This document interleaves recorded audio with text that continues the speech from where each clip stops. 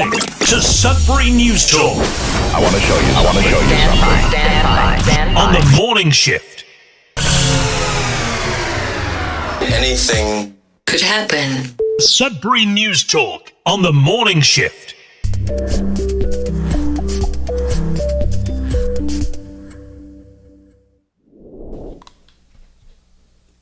Good morning, everyone. Welcome to Sudbury News Talk on the morning shift. I am AJ Walsh, and we are on CKLU 96.7 FM every weekday morning between 7:30 and 8:30. We're also online, cklu.ca, download the Radio Player Canada app, and you can listen to Dave breathe very heavily if you want. You know what? I'm thinking, so that's a spoiler alert. Dave is joining us today, and I was thinking, we were talking the other day about apps that you can get to go to sleep, and you can choose which sound you have. You can have the sea rushing against the rocks. You can have rain. You can have just birds or crickets, something to put you to sleep. But the sound of just someone going, I think that would be very relaxing. That's got to be out there. Wouldn't it? That's ASMR, right? That's yeah, exactly. I think people folding laundry in your left ear. Exactly. So what do you think, Dave? We can make some extra cash there. We'll just we got the studio, so we should get that going. Anyways, so yeah, Facebook Live, YouTube Live, just recently YouTube Live. So thanks for joining us. We have those of you that join us each and every day, welcome. Those that are new, welcome. And those that are here each and every day know that they can share their comments in the comment section. And now we've kind of figured out how to share them on the Facebook Live app as well, so we can actually share your comments with everyone as well. So that's a really great feature. Welcome, Facebook monitors, YouTube monitors. Welcome. Great to have you here. You're doing a great job. And yeah, so we're happy to get on with the show. We have a special guest today who, speaking of giving or sharing comments, Miles is with us. And how you doing this morning, Miles? Doing great. Thanks. You had to think about that for a second. Good morning. Good morning. Yeah, so it wasn't too long ago that I just got up. So I hear you. Join the club. And there's Billy in the background there, hearing you. So, Billy, you just got up too, and you just made the recycling this morning. I did. It was just right to the minute. He was just driving by, and in my house coat, flagging him down, and but you made it. Gave me the nod and stopped, so we're good. You made it, which is the good thing. And you know what? I didn't make it, so that's not a good thing. So you made it. I didn't make it. I still have to text my wife and tell her don't bother to go out. She's probably out there frantically trying to get everything out. But anyways, yeah, we're excited to have a great conversation this morning. There is a lot of news, and we don't have Zach with us today, and that's a reason why we have the four of us, is because I asked Zach at about 10 o'clock last night, so are you coming in this morning? He goes, no, I'm going to need to take the day off tomorrow. I'm like, right away, I'm like, uh-oh. And I didn't remember Billy's schedule, so I texted Dave, I texted Miles, and you both said pretty much yes. If you twist my arm, I'll come on. So they're here. I twisted their arms. They're on, and we're going to get to some weather, and then we're going to be back with some really great chatting with us in the studio and with you online. We'll be right back.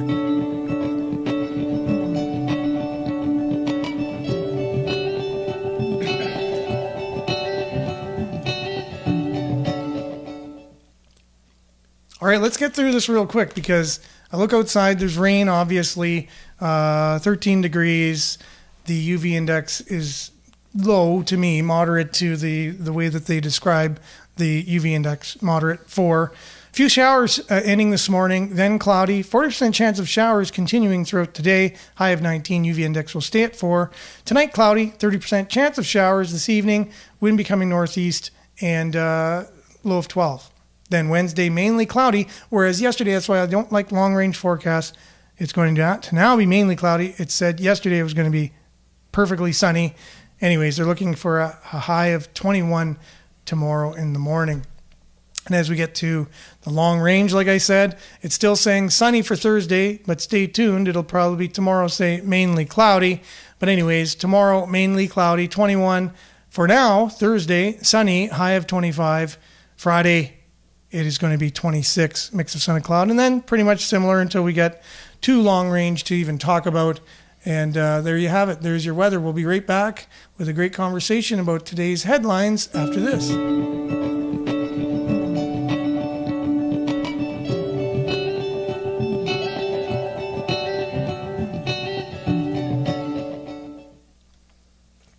And here we all are. It's going to be a great conversation this morning. As already noted, we have quite a few headlines to get through. So let's just see what we got this morning. It's all shared on our Sudbury News Facebook page. As usual, we do our best to share the stories as they come in. And but it's news. It happens. It's what I like about this show. It's just the content's always there for you, and then we're just trying to unpack it a bit. So that's a great format you got there. And every day when I drive into work, I'm always listening, and those are like the stories where I was like, I really want to chime in without pulling over to the side of the road and calling in. Yeah, I know. What are you guys talking about this week? It's true, and I know Miles is probably one of our more prolific commenters listening to the show every morning. Now, you're obviously on Facebook Live, correct, Miles, most of the mornings? Yes. And in front of where I am right now, in front of my computer. Oh, there you go. So that's what happens. If you comment the most, you get to come on the show. Well, maybe people will stop commenting now, so don't think that leads to it. Miles, you've actually been on our Sudbury Sports Talk. Do you remember those days? Yes, down at the studio on downtown. Yeah, the downtown studio in the McEwen School of Architecture, the CKLU studios. And Yes. You would come in. We'd banter about sports. I think you were on Tuesdays. I can't remember. Was it Tuesdays? Yeah, mostly. A couple times on different days, but yeah, mostly Tuesdays. Yeah, okay. I remembered. I'm not getting that old that I can't remember that. So, good morning, Lise. Hope you're having a great morning. And let's see. I can get this. I got to get the right mouse here. I got. There we go. Just kind of looking at some of the headlines here. Thanks, so we Billy. have suspect 15 arrested for stealing car and eluding Sudbury police. Yes. Officers looking for second youth. They've been looking for him for a bit, so they've got him. Not No, but they found him now. That is news. okay. And you can fish without a license until July 10th for Family Fishing Week. Yeah, look at that. Fishing Week is here. Blue-green algae possibly detected at Sudbury's Moonlight Beach. Yep. That's I know we've had some theories on that before. Theories or possible science. Sometimes they overlap. Theories in science? Yeah. You can have scientific theories, too. You can, Right? but it seems like science is taking on a new meaning. It's usually settled these days, right? It's got science is settled is the whole meme kind of thing. It's like, Yeah. if you, I won't go there right now. It's a little too early. Well, we can talk about that. Science is exactly. Science is an art form, and it's once you decide it's right, it's forever right. Right? There's no more questioning it. Well, it's easily to sort of politicize and power grab and all those things. Cool. Okay, we're gonna get right into that with the blue-green algae, right into solving the world's problems as we usually do on the show. So that's awesome. Yeah. Sudbury teacher accused of sex offenses granted bail. Whoa. That is a story. Yeah, that's a heavy one. Food and friendship for the less fortunate. I'll balance that out with, that looks like a very positive story. Definitely. And, Ward 4 candidate questions council spending decisions. Yes. She would fit right in on this show. We got to start reaching out to these counselors or whoever is running too, and just say, hey, come on and let everyone hear your ideas. That's right. It's just questions, right? Because it's one thing to hear what they have to say in a news article, but it's another one to actually have a conversation. And Billy, you definitely asked them the hard questions. I could see that. I play hardball. Yeah. Definitely, yeah. You're not going to hold back. And what are some of the other stories we got going on here? See the blue-green algae. Yeah. I see you guys talked about the app yesterday, so I must be getting down to the. Yeah. I shared a couple this morning. You might not have on yours because they're so fresh. Okay.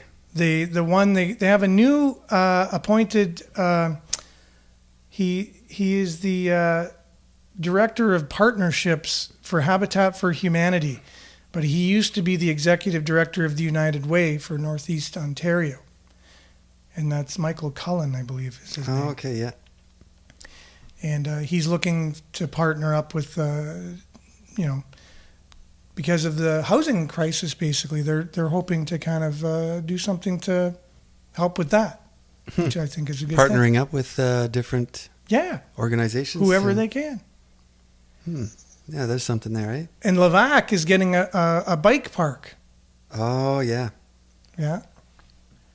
Have you been to Levac before, Miles? Yes. My first time was a referee in hockey a long time ago. I don't want to see how many years. No, many years ago. You even refed with Ron McLean back in the day. Yeah, a long time ago too. Yeah. Cool. That was when I lived down south. Yes. Yes. So you had some interesting stories of Ron McLean even before he became more controversial in recent years with throwing his counterpart under the bus there. Yeah. So I listen to his counterpart's blog all the time. Oh yeah, his podcast. Yes. Yeah, he's known as the counterpart these days, I guess. So controversial. Oh yes. What's that? Yes, I know what you mean. Yeah. This is an interesting one. The Christ the King Church, we all know where that is, right? Downtown. Yes. They're now collecting scrap cars. Very good. For like donations. I hadn't heard of that before. Yeah, to raise money. Apparently Like it's a cars. thing. Yeah, it's smart. Our company has one that's been sitting for a couple of years. I'm getting rid of it. Actually, I called yesterday to get it picked up from Valley Auto Records. Lonnie, the owner. Oh, there. interesting. Yeah. So yeah, just coincidental, whatever that they're. So I might see if we can redirect it.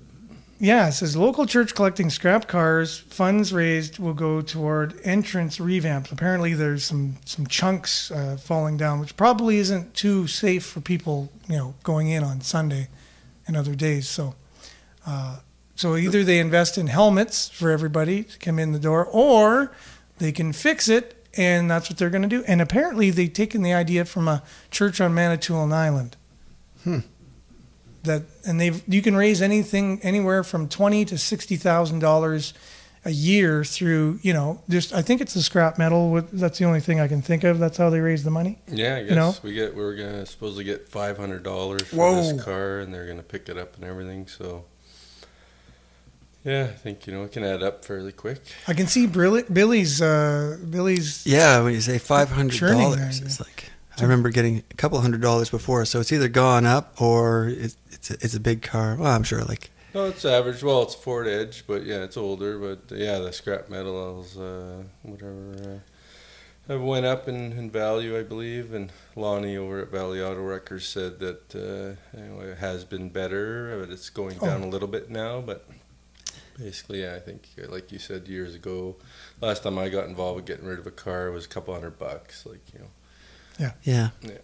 So that kind of makes sense if they can pick it up, if they have somebody who, they get kind of like a contract or like a discounted service that can bring it there, and then they end up getting $500 for each one. Definitely, and really, if you think of it, there's so many cars, and a lot of us, we have the idea that we're going to fix our car. We have a car, we're going to fix it one day, and it just sits there. Yeah. And eventually, we never end up fixing it, and this ends up being a donation. You can actually contribute to a good cause by just giving them a call and, letting them know that they can come pick it up, much like, a wreckers would do. So I guess they're the middle people now, and they're able to make the money off, they're able to get the $500 instead. And I think you would get a charitable receipt. I'm not sure. But that would make sense. It looks like you can contact Michelle at Christ the King Church. The number, if you just look on the article on our Sudbury News page, it's an article from the Sudbury Star. But Michelle, 705-507-0603, or you can just call. Oh, this is interesting. You know, in articles when you find, spelling mistakes or just different things, and sometimes they're comical. So this is, I'm just going to read this verbatim of what it says in the article, and it's not to put anybody down, but it is comical, and I have to share it. So it says, to donate your old car or truck. I got to share this. It's too good. Okay, hang on. So here we go, full screen. Okay, so to donate your old car or truck to Christ the King Church, contact Michelle at 705-507-0603 or Christ at 705-691-1086. Wow. Pretty awesome. Direct line, man. I was thinking, he's really helping them out with the fundraising. There's no, he probably couldn't get a better fundraiser, I would think, involved. And I didn't know, now his number's public. So I don't know if he wanted that or not. Might be good. Yeah. What's that, Miles? So it might be good. That's right. Remember that song, Jesus Built My Hot Rod? No. Yeah. Because it all kind of makes sense. Oh, no, it totally goes. See, if we were prepared for this segment and we had a bit of time and we're actually paid for what we do, we could have, really set this one up. It would have been, and more publicity for Christ the King, even though it's probably just a miss whatever. They probably meant just call Christ the King Church, but, they left out the King Church. Anyways, I think it's kind of neat. And, there's another way to get a hold of him other than prayer now, I guess. You can just call him on the cell phone and donate your car to a good cause. Jesus built my hot rod. He comes and he takes the wheel. Oh, no. Oh, no, he takes the wheel.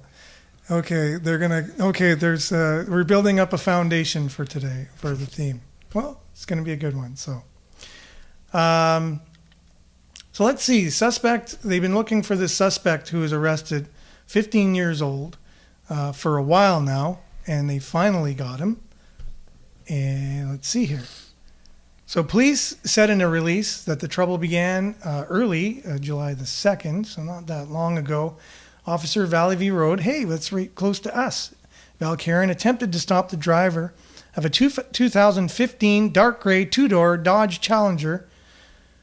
However, the driver of the vehicle drove around the marked police cruiser with its emergency lights activated and accelerated at a high rate of speed heading west on Valley View Road. Police said additional officers arrived in the area in order to look for the vehicle. While traveling on Valley View Road, the officers located the vehicle abandoned in a ditch. So the officers also noticed two individuals hiding in a wooded area. I wonder if they had anything to do with the car speeding by them. As the officers approached the two individuals, what do you think they did, Dave? They Ran. Oh, good. You guys both got points. They took off running through the bush. The officers began foot pursuit, and after a short case, took one of the individuals into custody, but the other one fled. Okay, so they offered a $5,000.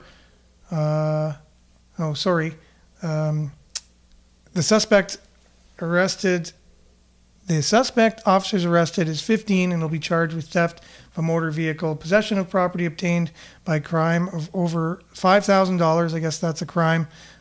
Flight from police officers. So if a police officer is ever going toward you, do not run because you'll be charged with another charge no matter what. Resisting a police officer and dangerous operation of a motor vehicle. So the investigators ran a vehicle through the database, and that's how they determined who owned the vehicle, and they were able to get to the bottom of things. So as you know, you can't release the name of the person because they're underage. So that's why we just know. Yeah, exactly. We just know them as a 15-year-old. So have you ever, Miles, been tempted have you ever, first of all, been pulled over by police for speeding? Ever? Yes. Okay. Did you ever think to yourself, wait a minute here, I could probably outgun this police officer right now, so I don't No. have to get... No, you never thought that? No. Okay. Have you, Billy, ever thought of that? I did have a run-in with the law in Levac on my bike, if we want to segue to that story. Oh, that was before the bike park. This was before the bike park, Yes. so this could have saved me from a life of crime. Oh, no. But I was visiting my friend out there, and I was about 10 years old, and I was from Beaver Lake, where there's only dirt roads. Okay. So you weren't used to pavement. No, almost like never seen it. Anyway, I was going down the hill, and I was staying on the sidewalks. I didn't like the cars on the big roads, but anyway, You're not allowed a police officer, Yes. came by and actually quite courteously directed me to get off the sidewalk. That I Get on the I dangerous should not road. be on the side. Yeah, Yes. and that's when I had some trust issues with authority. Get off the safe sidewalk and get on the dangerous road now. It's illegal to be safe in Levac. Yeah, When we I were didn't get a kids, ticket or anything. Go ahead, Miles. when we were kids, we used to call that when you're driving on the back roads, we used to call that chase rabbits.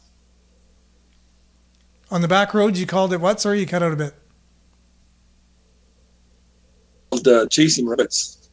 Chasing rabbits? That's what we called it when we were Oh, kids. Yeah. I grew up in the rural areas. Yeah. Oh, where'd you grow up? I see. In Massey. Okay. Oh, that's not all Yeah, that? no, I spent some time in Massey too. Yeah. Isn't that where Valley View Road is? Beaver Lake. No. Is there a Valley View Road in Massey, Miles? No, there's Lee Valley Road. Lee Valley. That's right. And that goes by Espanola too, right? Lee Valley, doesn't it go all the way by Espanola? Yeah, that's what I thought. That way. Okay. Cool. Well, now South we've of added that. geography, But bike park would have blew my mind when I was a kid. Oh, man. Yeah. And it's like the skateboard park downtown, or not downtown, in Minnow Lake. That seems like it's got to be a huge success story. Like, Yeah.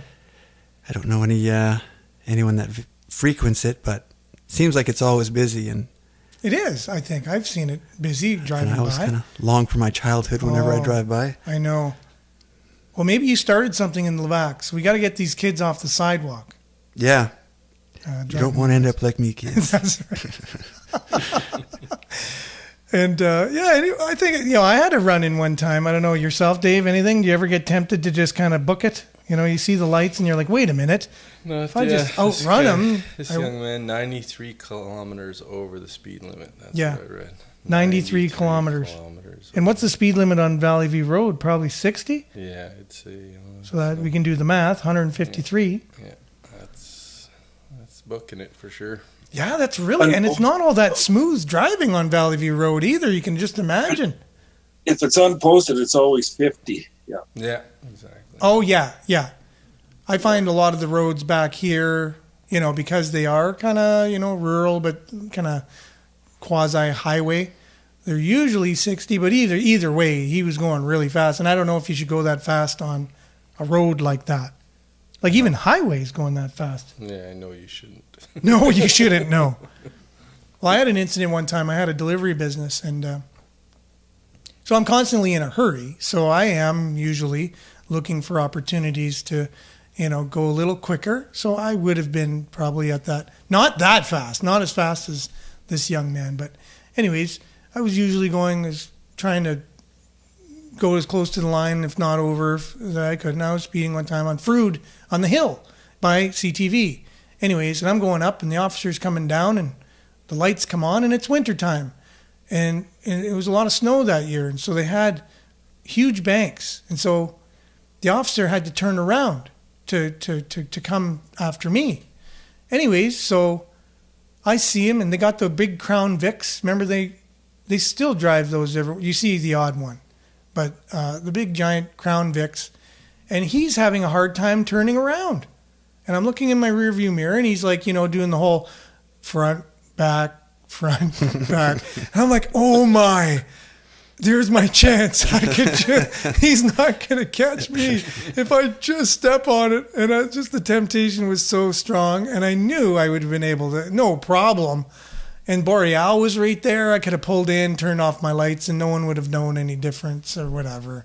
But I just said, you know what? I'm going to do the right thing. I'm just going to pull over here. Waited for him. Seemed like an eternity. He finally turned around. He got to me. And wouldn't you know it, that's one of the times where you got one of those officers that someone peed in their cornflakes in the morning or something.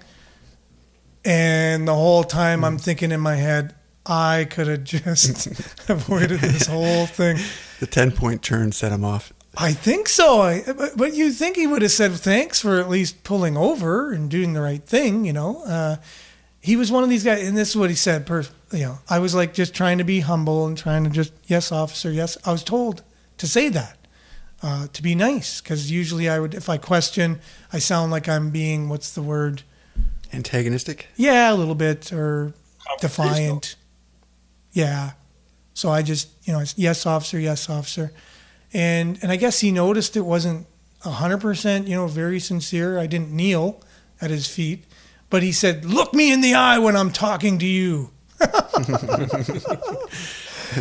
And right away, I was like, I could have I waited for you, you took forever to turn around back there. I did the right thing. If I'm not looking you in the eye, I apologize. I'm sorry, officer, kind of thing. So anyways, I'm sure we could probably have a whole show on incidents we've had with nice and maybe not so nice run-ins, but moral of the story, don't speed, and it won't more than likely happen to you unless you got a broken headlight or something. And that's happened to me too. Also know if you're pulled over, they're going to look for things too. So don't give a reason. Don't give a reason to be pulled over, because then there's other things too that they can find, and you don't need that. How about this blue-green algae thing? Billy, have you had a chance to look that over a little bit? I was just looking at it right now. How did I know that? Let's see. They did some testing water samples, confirm to the presence of it. Samples to confirm. Let me read this sentence again, because it doesn't actually say that they confirmed it. They're just doing some testing. Yeah, as a precaution, they have posted signs against advising the public to avoid swimming, drinking the water, and allowing pets. Okay. So they usually give some of the science in those stories too, the reasons what the blue-green algae can do. But anyways, yeah, no, this one I don't think. Now, do you remember some of the like they were talking about the science before, and didn't they even have some kind of bylaw about was it fertilizer on, or not fertilizer on lawns, that causes it running off? Something about the in the water? Yeah. It's definitely an environmental yeah, I think Miles has a little thing on this. He works for the city, so he has to know all these things. Sort of work, yeah. Yeah. Oh no. Pioneer manners, yeah. Yeah. Yeah, So what causes the blue-green algae, Miles? it's all kinds of things. There's runoff from the roads, which includes salt a lot of times, right? Yeah. Waste from nearby homes and cottages. Everything. It's about every year. Every year. And I guess temperature somehow, thought. It hasn't been all that hot, though. I used to think these kinds of things took place when it was really hot outside, and it really kind of boosted the blue-green algae. Yeah, I still think that, no. But it hasn't really been all that hot. So maybe it's just getting worse and worse these days, the blue-green algae? Yeah, pollution has a lot to do with it. Pollution, yeah. Yeah, it seems like nature has a reaction to try to right itself, to balance, equalize itself, and it seems like the more pollution it gets, and this must be its way of trying to balance its pH out or something to that effect, and thus create some more toxic, a little bit of a pushback to. I was just going to say, it sounds like nature's fighting back. Yeah. Sounds like a really great cartoon or movie or children's book or something, teaching us about the environment. Got this blue-green algae creature Mm-hmm. You know, the more we're not doing the right thing, he's coming out and Yeah. you can't swim here, No. you know. Kind of like action hero. Yeah. Anti-hero. It's like the swamp thing, I think is probably similar to that. So anyways, so we can't drink the water, can't swim. Now, is this an advisory or is this the beach is shut down? Yeah, I don't know. It sounded like it's just a warning because I don't Okay. think they actually got the test results back yet. Okay. Just They're blue saying, light, isn't it? yeah, bit of a warning. They're saying, hey, we found this precautionary. And the city has to do that, I think, for legality reasons, right? For liability. Like if someone ever was, got sick or something, they'd say, well, why didn't you They need to do test some it and due diligence. warn people. Correct. So Dave, no swimming in Moonlight Beach today. Bummer. Yeah. Don't drink it either. Hmm. Hopefully come up with a vaccine for that. Oh no. Oh no. So have you looked into the Ward 4 candidate there who doesn't like the way the city, because we're on the city now, the spending here, decisions. So Have I? No, I'm Okay. not on top of that. Ward 4, what ward are you in, Miles? Do you know? 2, I believe. I don't know. I can't remember. I believe. I don't even know us. Yeah, I don't know mine either. So I just know, I don't know it by numbers. I know who's in charge. We have Kerwin in our riding. I think it's Vagnini in ours. Oh, okay. Yeah. You're part of Coppercliff then there. Yeah, West End. Yeah. Yep. Ward 4 candidate questions council's spending decisions. Why would she question the council's spending? I have no idea why someone would question that. Pauline Fortin, oui, has a lot of questions for city council, she says. I would do. A candidate seeking the Greater Sudbury City Council seat has some questions about some of the spending decisions made by the current crop of elected officials. I like that wording. So she says, amazingly, one of the most divisive councils in history just voted 11-2 for a $98.5 million library and arts center. That's $8.2 million per ward. Every candidate in every ward needs to ask themselves, what could your ward do with $8.2 million? Every voter needs to ask their candidates some questions too. That does seem surprising that it would be such a close to unanimous vote. Yeah, I know. Because there's a lot going on there. Yeah. Yeah. How? That's what I thought. Not that there's anything similar to this documentary that I once saw called "Why We Fight," but there was because it answered the questions like, "Wow, why was the states always going to war?" But like in each state, they would build a separate component to, like, say, in this case, it was like the B-2 bomber. Someone would build this system, but the thing is, whenever it came for a vote, and they say, "Well, should we go to war?" And it's like every sort of local representative saw that as an opportunity to get more money for their. So there's this kind of long arc incentivization to keep going to war. Yeah. And it's like a system, something that's built into a system. I wonder if there's like, because again, I'm very ignorant to the system, especially locally. But yeah, like you were still wondering why it was so unanimous, though. Obviously, there must be some interest political, to financial saying yes to reason. that. Otherwise, Exactly. it seems like Yeah. we just kind of, why would we cough up $8 million for this? There was one counselor who was against it of the two that said the reason why they were against it was just the location. It wasn't the cost. Vagnini, Miles's representative, where he is, was the only other one who opposed it, and he flat out opposed it. So he was the only one who flat out opposed the new $100 million Library Arts Center downtown. How do you feel about that, Miles? He's your representative. Is that something you share his views as one of his voters or would-be voters? Yeah, sometimes you got to be careful in my situation, but yeah. Oh, yeah, sorry. Yeah, that's true. Although there's my work, it's always a $65 million project underway. That was approved years ago. So, okay, you're just breaking up a bit. So there's a project approved years ago, which was what again? They're just starting construction in September this year. On the library? At Pioneer Manor. Oh, in Pioneer Manor. Oh, okay. So a new wing? It's already a $65 million project.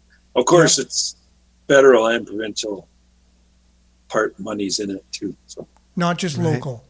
And that's the same. Yeah, that's the way this is breaking down too. There's money coming from all over. And then we have our new outdoor theater as well. That's the same thing. There's money coming from the feds, the money coming from the province, money coming from local, and then a little trickle from some private.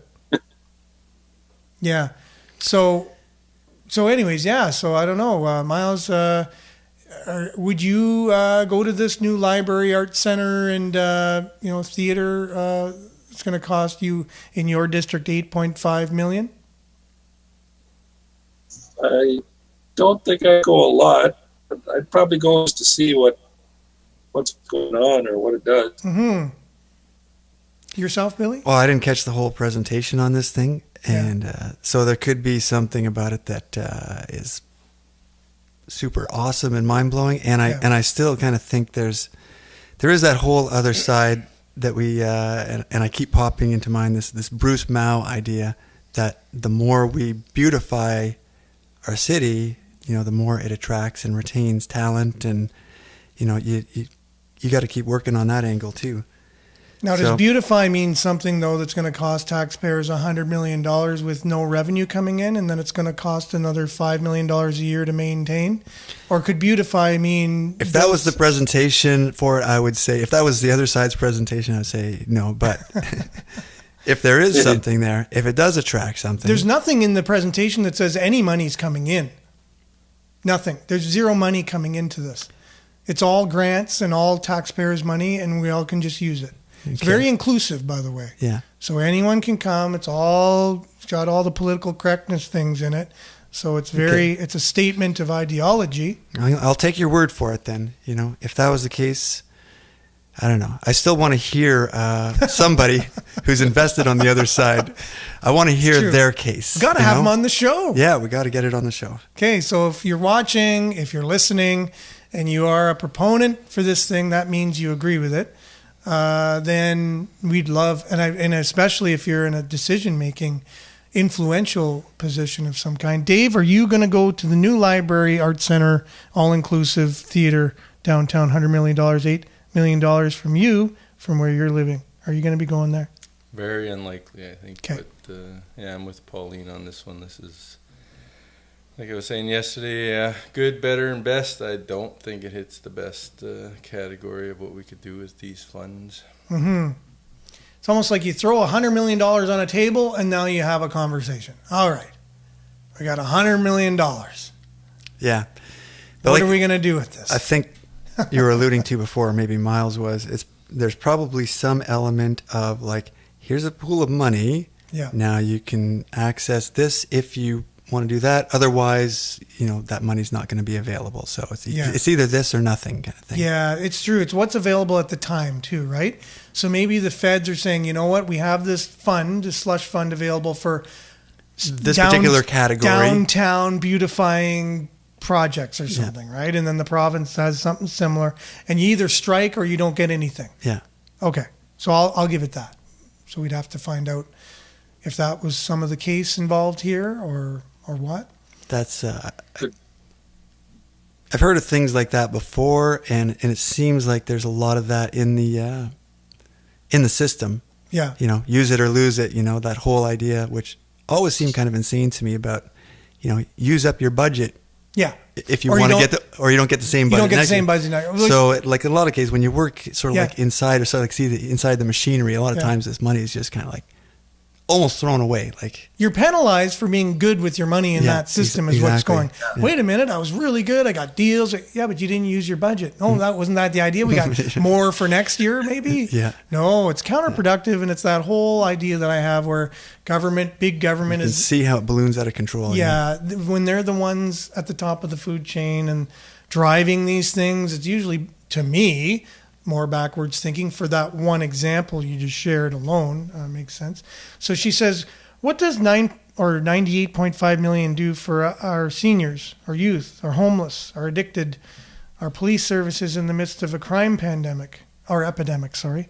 What does 98.5 million do for our roads, our bridges, our bursting water mains, our decaying buildings? Now, this is all assuming that, the money we could use for other things, and it's not that it's already allocated, that you have to use it for certain things, right? So it's a huge discussion.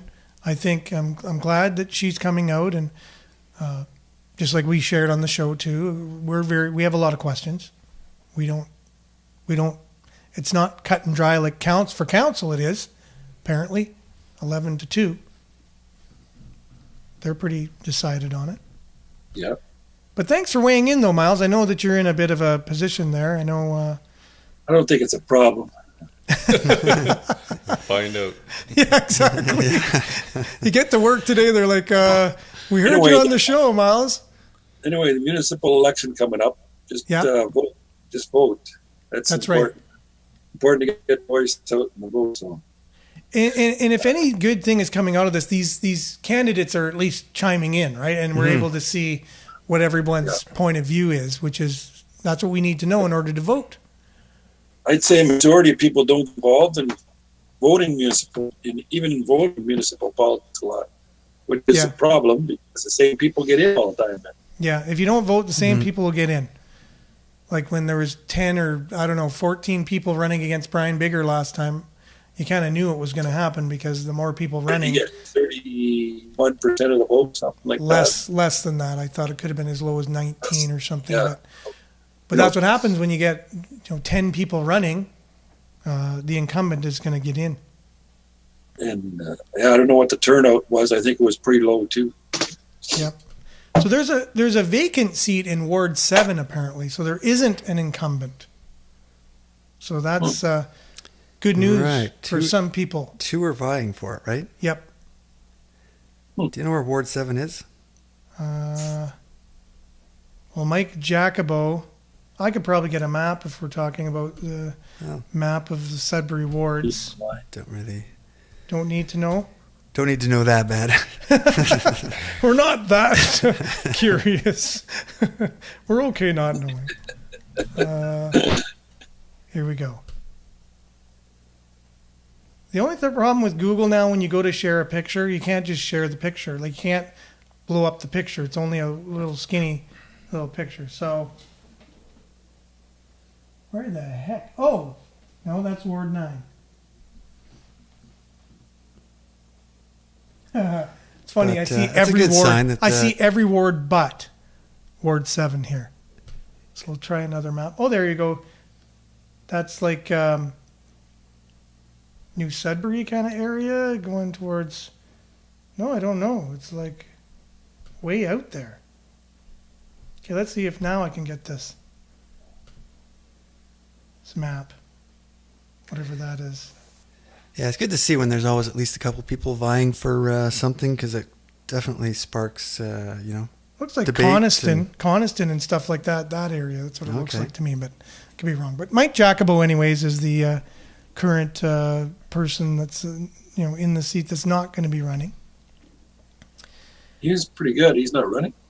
No, Mike Jacobo has decided to not seek re-election. That's too bad. Following inauguration, there will be at least one new face around the council table. He announced that he's not going to run. Jacobo was first elected in 2014, served throughout his tenure as chair of the Finance Committee. He cited personal obligations as and the discord amongst his colleagues as reasons for his decision to retire from municipal politics. So, I guess, it's they get into some pretty heated debates, and that he's not willing to go through that anymore. Yeah, it's got to be. I mean, how many people really want to get into politics? Because you got to be cut out for it, and you got to be. Yeah. As a counselor, it's not for the pay. Like, I could think mayor, sure, $225,000 to $240,000 a year. I could see, if I can just stick it out for 4 years, that's probably worth it to try. But I think counselors only get $35,000, $40,000 a year kind of thing. Is that right? Yeah. Yeah, it's like a full-time minimum wage job kind of thing. So again, you're going to be going through a lot. Now, they get gas paid and free parking, going down there because obviously, they're going and serving the community. So, it's not for the money. And a lot of times they have to keep their profession going at the same time. Right. But I can just. But I guess for certain people, you could probably live off of that alone. I don't know. So far, 2 people are vying for this vacated seat: Natalie Labie, and entrepreneur David Weebs. What's that, Miles? Oh, just listening to the name sounds like Labie. Yeah, that looks right. Labbee. Yeah. And Daniel Wiebes. I wouldn't know how to pronounce that because that could be pronounced 50 million different ways. Both registered with the city hall, which you have to do. Labie said, like many women, she is asked several times to run. She was asked several times to run municipally before she decided to take the plunge. But as a former counselor, she said, she has the prerequisites already built in. So she's already been there, done that. She's passionate, dynamic. She loves long walks on the beach. No, she didn't say that. 25 years experience in volunteer management. Yes. Community events planning and administration. Yes. Building relationships and making a positive difference for others each day is part of her DNA. Now, Weebs, I apologize for not pronouncing that correctly if I'm not, owns several party-related businesses, including Dan's Candy Stand. Purveyors of over-the-top carnival treats, including rainbow-hued popcorn, pie-sized lollipops, melt-in-your-mouth cotton candy, and chocolate-covered sour keys. I don't know why that's part of the article, per se, all those descriptive words of... paints a nice picture, though. I was going to say he's very sweet. You know, this is a sweet candidate for city council. Sudbury's Candyman. Yeah, the Candyman. Oh, that's all he has to do is coin himself that and get a PR guy like myself. And he's off to the races. The Candyman can. Right? There are still a little more than 6 weeks for candidates to register for the upcoming municipal election, but already the race in Ward 10 looks like it could be interesting. Business person Michael Sanders, who owns Aaron Taxi, will challenge incumbent Fern Cormier. The Ward 10 race also includes Jolene Felsberg-Linton. This is a great article. It's got lots of details in it. Yeah, check it out. Great. So again, we need to be informed, right, if we're going to be voting. And maybe find out what ward you live in, too. And where, people don't realize. People don't realize that local politics affects us the most, more than any other politics. That's right. Very true. And it's one of the rare things where someone like ourselves have a chance to actually... This is the most influence that we have, yes. Yeah, either talk to the candidate who's in there and get our influence out there, or run ourselves and get in there. Like, what other form of politics is it as accessible than local? So, you're right, Miles. It is hugely important to the community that we live in. And I think if you have a strong community, then I think that's where it then goes. You could have more influence to the others, the province and then the country kind of thing. Mm-hmm. So, any other things you found out in the article, Billy, that are noteworthy, newsworthy? Well, I just kind of like skimming through and I saw like, this seems like a month worth of data collection here. Like they know Whoa. all the names and people and the wards. So I'm going to study this article. Yeah? Probably not. It's too much reading? But I will favorite it and I will return to it every so often to There you go. Try to educate myself. You just have to read an hour every night, Billy. An hour every night, and you can probably get through it Well, in no time. yeah. That's a pretty tall order for me, though. Yes. So let's close. Let's wrap up with a really good feel-good story here. It's the Food and Friendship for the Less Fortunate. Sudbury nonprofit seeks to fill bellies, hearts through summer campaign. Thwarted in her initial effort to feed the hungry, less fortunate Greater Sudburyans, Chantal Dupuis could have given up. Few could have blamed her. A mother and a full-time job, Dupuis had a lot on her plate as it was. Yet, she couldn't stop thinking about the empty plates of so many who had fallen on hard times. Through drive and determination and support of others in her community, and now grocery giant Metro, Dupuis has built Busy Bees into a nonprofit that can count 40 volunteers, 4 cooks, and a rented, inspected kitchen dedicated to providing nutritious meals to those in need. Dupuis said it's really exciting because when I started, I was never picturing it being a nonprofit organization. She got this news. She was reached by this reporter during a break. I guess she never stops, other than just to do an interview here and there. Having the honor of a large corporation like Metro joining in, that was the furthest thing from my mind. I was just trying to do a good deed and show my kids that if you are lucky enough to have what you have, you should pay it forward because you never know what the future holds. To skip on to only 19 months ahead and really be here, it's very surreal and it's dreamlike. So I guess in December of 2022, she saw media that Frugal's, a local store that donates nearly expired food. Hey, we go to that place. Right here in Greater Sudbury.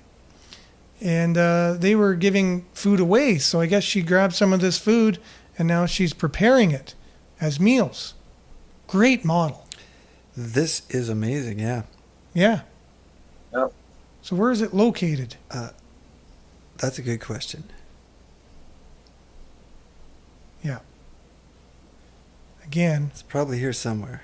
it is. That's the thing.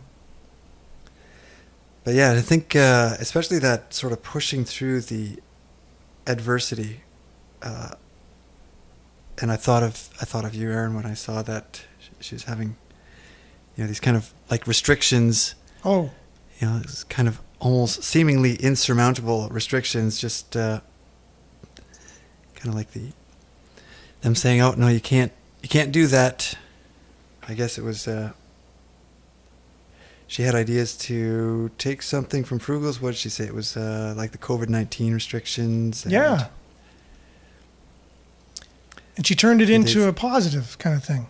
Yeah, and impending expiry dates. Yeah. So I guess if you're getting close to the expiry date, You got to cook the stuff. And they're looking for to get this to to spread across Ontario. Kingston,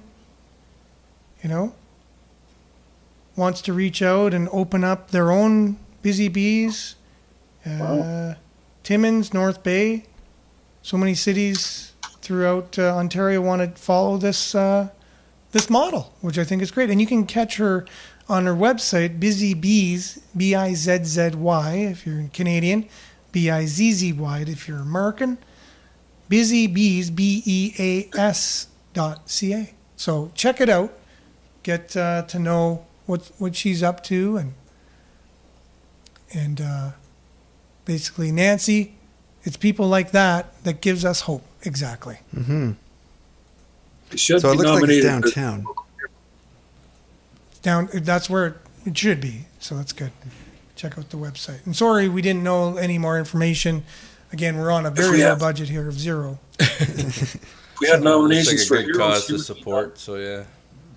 Yeah, it's a great cause, Dave, for Yeah, sure. she's taking volunteers and stuff, Yep. so I'm sure, if... Get on the website. Find out what That's we can it. do to support her. yeah. That's what community is really about. I like talking about more things than that than spending money frivolously that, could be used for other things. Here's people that are just taking the initiative. It shows what an individual can do, basically. Just take up the cause, do what you think, and it could grow or might not. But either way, if you try and do good things happen. And good things happened this morning by all of you all being on. I thought I'd be by myself today, and look, we had a full house. Thanks, Dave, for We being got your here. back. Billy, always appreciated. And Miles, your first time on the show. Nice to was meet you, Miles. Awesome. Thanks for the invitation. Yeah, have a good day at work, all y'all, and everyone watching. Thanks, Facebook and YouTube monitors. All have a good day, people of Sudbury. Thanks for being with us this morning. We'll see you same time, same place tomorrow on the same station and the same social media. We'll be back, and have a great day. Ciao.